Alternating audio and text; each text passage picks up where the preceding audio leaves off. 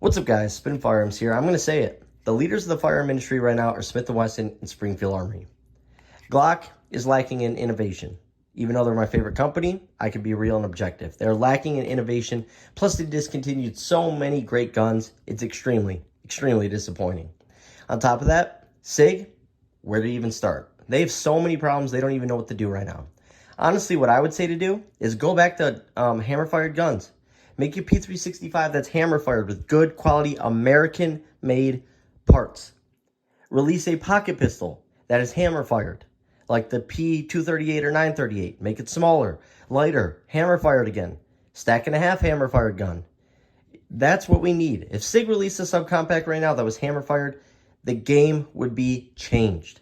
They would solve many problems, but at least they'd have a good product out there on the market, because right now they have nothing. They are just flailing in the wind. I kid you not. Springfield has dropped so many great guns in the last year, it's not even funny. And with the Hellcat series, the Echelon series, the XDM series, the 10 millimeters, the Prodigy 3.5, they are just winning. You can't beat the Hellcat. And you want to know the thing about the Hellcat? You don't hear about problems with the Hellcats.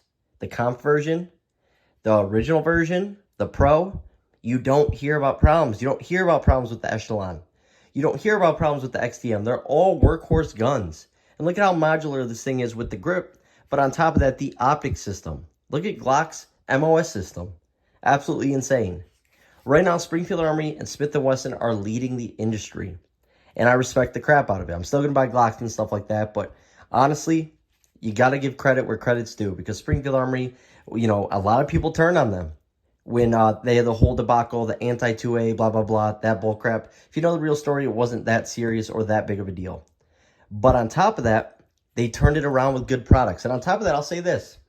Kimber is probably in the lead for the biggest comeback of all time. They're not on top of the firearm industry right now, but they're making a massive comeback with the guns they put out. The CDS-9 is the best Micro 9 on the market.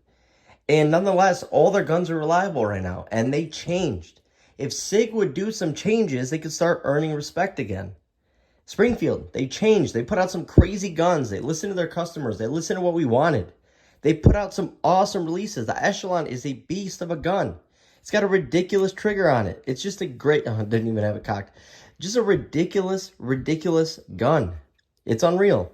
Smith & Wesson's just in beast mode right now. Glock at a standstill until the Gen 6. And trust me, if the Gen 6 is not something crazy different, I think Glock could be in trouble. They're always going to sell guns, but they're going to lose a lot of customers. So that's who's winning and leading in the industry.